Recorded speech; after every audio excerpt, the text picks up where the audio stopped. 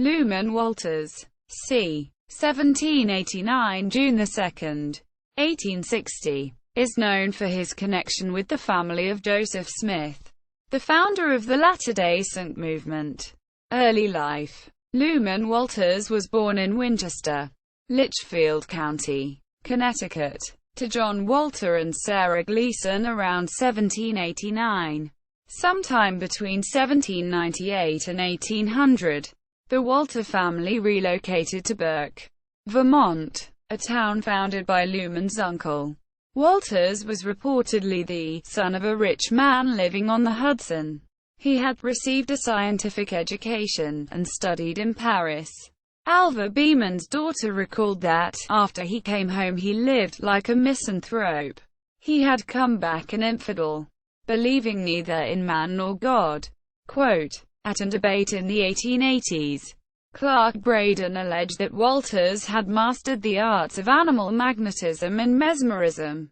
Walter returned to the United States by 1818 and began acting the part of a physician and occult expert. In the year, James Giddings, the deputy sheriff of Boscawen, New Hampshire, offered a reward for the arrest of a transient person, calling himself Layman Walter, who has for several days past been imposing himself upon the credulity of the people in this vicinity by a pretended knowledge of magic, palmistry and conjuration. Walters was arrested for juggling that August in Hopkinton, New Hampshire, but escaped from jail. In November 1819, Walter married Harriet Howard in Vermont.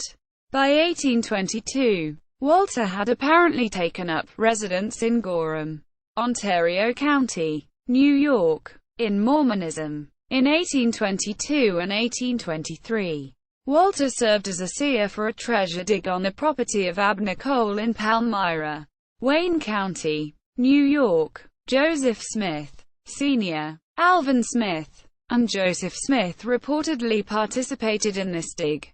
Walter possessed a magical book and a seer stone, which he used to locate buried treasure. Beeman's daughter recalled that Walters was a sort of fortune teller who had been sent for 3 times to dig for treasure. Reportedly, Walters pointed out Joseph Smith, who was sitting quietly among a group of men in the tavern, and said, "There was the young man that could find the treasure," single quote, and cursed and swore about him in a scientific manner. Awful. Quote. Mormon historian D. Michael Quinn has argued that Walter crafted the magical parchments owned by the Smith family, and Quinn theorizes that the young Joseph Smith looked to Walter as an occult mentor. According to non-Mormon Pomeroy Tucker, Walter was also one of the early members of Smith's Church of Christ, though official church histories do not record Luman Walters' membership. It is unclear if Luman Walters followed the group when they relocated to Kirtland, Ohio. Quinn cites a family history which lists Luman Walters as a clairvoyant who moved to Ohio. Walter's second cousin, George Walter, did become a Mormon. Dorothy Walter is listed on the rolls of the First Relief Society in Nauvoo, Illinois. Her husband, Benjamin Hoyt, was ordered by his bishop to cease using a divining rod, calling other people wizards and witches, and burning boards to heal the bewitched. This decision was upheld by the church's High Council, with Hiram Smith presiding. Abner Cole's account. Abner Cole, a newspaper editor by profession, printed a parody of the Book of Mormon, the Book of Pookie, in his Palmyra paper The Reflector in 1830. This parody described the role of Walters the magician in these treasure digs, who sacrificed a cock for the purpose of propitiating the Prince of Spirits, and he took his book, and his rusty sword, and his magic stone, and his stuffed toad, and all his implements of witchcraft and retired to the mountains near Great Sodus Bay. Cole also surmised that Joseph Smith worked under the inspiration of Walters the magician. Quote, Abner Cole's non-satirical account, published in the February 28, 1831 Reflector mentions a vagabond fortune-teller by the name of Walters, who was once committed to the jail of this country for juggling, was the constant companion and bosom friend of these money-digging impostors. Quote, Cole proposes Walters first suggested to Smith the idea of finding a book. Quote, according to Cole, Walters would read, in Latin, from Cicero's orations, to his credulous hearers, uttering at the same time an unintelligible jargon, which he would afterwards pretend to interpret and explain, as a record of the former inhabitants of America. Cole recalls nights where Walters led a band of treasure hunters, and drawing a circle around laborers, with the point of an old rusty sword, and sacrifices a fowl to the guardian of hidden wealth.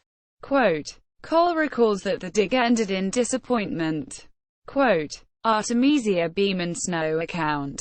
Artemisia Beeman was the daughter of Alva Beeman. In the early 1870s, she recalled Walters as the son of a rich man who had been given a scientific education, which included being sent to Paris. She recalled that Walters was a misanthrope, an infidel, believing neither in man nor God. According to Beeman, Walters was a sort of fortune-teller. Beeman recalled, for instance, a man I knew rode up, and before he spoke, the fortune-teller said, "You needn't get off your horse. I know what you want. Your mare ain't stolen." Quote, says the man, "How do you know what I want?" Single quote, says he, "I'll give you a sign. You've got a respectable wife, and so many children. At this minute your wife has just drawn a bucket of water at the well to wash her dishes. Look at your watch and find out if it ain't so when you get home. As to your mare, she's not a dozen miles from home. She strayed into such neighborhood, and as they didn't know whose she was, they put her up till she should be claimed. My fee's $1. Be off." Quote, according to Beeman, Walters was sent for 3 times to go to the hill Cumorah. Says Beeman, each time he said there was treasure there, but that he couldn't get it, though there was one that could. The last time he came he pointed out Joseph Smith, who was sitting quietly among a group of men in the tavern, and said there was the young man that could find it, and cursed and swore about him in a scientific manner. Awful. Quote, Lucy Mack Smith's conjurer. Lucy Mack Smith, Joseph's mother, recalled a conjurer who tried to find the plates. My husband soon learned that 10 or 12 men were clubbed together, with one Willard Chase, a Methodist class leader, at the head, and what was still more ridiculous, they had sent 60 or 70 miles for a certain conjurer to come and divine the place where the plates were secreted. The next morning my husband concluded to go among the neighbors to see what he could learn with regard to their plans. The first house he came to he found the conjurer and Willard Chase, together with the rest of the clan, making an errand. He sat down near the door, leaving it a little ajar. They stood in the yard near the door and were devising plans to find Joe Smith's gold Bible. The conjurer was much animated, though he had traveled 60 miles the previous day and night. Presently the woman of the house became uneasy at the exposures they were making and, stepping through a back door, called in a suppressed tone loud enough to be heard by Mr. Smith, Sam, you are cutting your own throat." Quote, at this the conjurer bawled out at the top of his voice, "I am not afraid of anybody. We will have them plates in spite of Joe Smith or all the devils in hell." Quote, Brigham Young's fortune-teller. It has been suggested that Walters might be the fortune-teller that Brigham Young referred to on multiple occasions in the 1850s. In 1850, Young told the General Conference, "I remember once at the commencement of the church a necromancer embraced it, but he could not be satisfied. He came and said he had fingered and handled the perverted priesthood so much. The course I have taken is downwards. "The devil has too fast hold of me. I cannot go with you." Quote, the Journal of Discourses records an 1855 speech by Young in which he again spoke of a man who was a fortune-teller, necromancer, an astrologer, a soothsayer, and possessed as much talent as any man that walked on the American soil, and was one of the wickedest men I ever saw. Young recalled the fortune-teller sought the golden plates and rode over 60 miles 3 times. The same season they were obtained by Joseph Smith. Young recalled that a Baptist deacon and others of Joseph's neighbors were the very men who sent for this necromancer the last time he went for the treasure. Young recalls that, when Joseph obtained the treasure, the priests, the deacons, and religionists of every grade went hand in hand with the fortune-teller, and with every wicked person, to get it out of his hand. And to accomplish this, a part of them came out and persecuted him. Young also recalled that he had never heard a man who could swear like that astrologer. He swore scientifically, by rule, by note, to those who love swearing. It was musical to hear him. Quote, Young also spoke of the fortune-teller in 1857. "I never heard such oaths fall from the lips of any man as I heard uttered by a man who was called a fortune-teller, and who knew where those plates were hid. He went 3 times in one summer to get them, the same summer in which Joseph did get them. Baptist, Presbyterian, and Methodist priests and deacons sent for him to tell where those plates were, and to get them out of the hill where they were deposited. And he had not returned to his home from the last trip he made for them more than a week or 10 days before Joseph got them. Joseph was what we call an ignorant boy. But this fortune-teller, whose name I do not remember, was a man of profound learning. He had put himself in possession of all the learning in the States, had been to France, Germany, Italy, and through the world, had been educated for a priest and turned out to be a devil. I never heard a man swear as he did. He could tell that those plates were there, and that they were a treasure whose value to the people could not be told, for that I myself heard him say." Quote, historian Dale Morgan stated that he no longer believed that the conjurer Brigham Young tells of was Walters. In contrast, Quinn argues that Walters is Young's fortune-teller, noting that both Cole and Beeman refer to Walters as a fortune-teller, and that Beeman makes special mention of Walters' habit of swearing, not unlike Young's fortune-teller. Later life. In 1829, Luman W. Walters was listed as a defaulted debtor in a Sodus civil case brought by Thomas Judson. The 1830 census lists a Luman Walters in Sodus Township, New York, with a wife and 5 children. In 1834, Walter purchased property in Gorham, New York, and he appears on the census rolls there in 1840. A document by Diedrich Willers, Jr., 1820–1908, of Fayette reads, "Fortune-tellers are consulted as to the future. Many in this neighborhood, wherever they wish to find out something which is lost to pry into hidden mysteries, will consult Dr. Walters." Walters died on June 2, 1860 at the age of 72.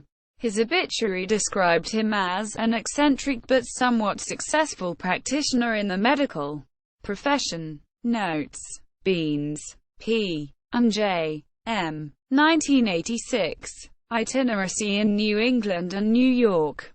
The Dublin Seminar for New England Folklife.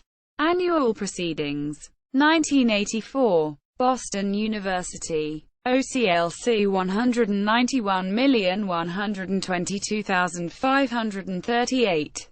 Brooke, John. 1996. The Refiner's Fire. The Making of Mormon Cosmology. 1644–1844. Cambridge University Press. ISBN 0-521-56564-2. Bushman, Richard. 1984. Joseph Smith and the Beginnings of Mormonism. University of Illinois Press. ISBN 0-252-01143-0. Palmer, Grant. 2002. An Insider's View of Mormon Origins. Signature Books. ISBN 1-56085-157-0. Parfit. June. 1986. A Genealogy of the Walter Family. Manchester. N. H. Quinn. D. Michael. 1998. Early Mormonism and the Magic Worldview. Signature Books. ISBN 1-56085-089-2. Vogel, Dan. 2004. Joseph Smith. The Making of a Prophet. Signature Books. ISBN 1-56085-179-1. Palmyra Area Newspapers. Includes Book of Pookie.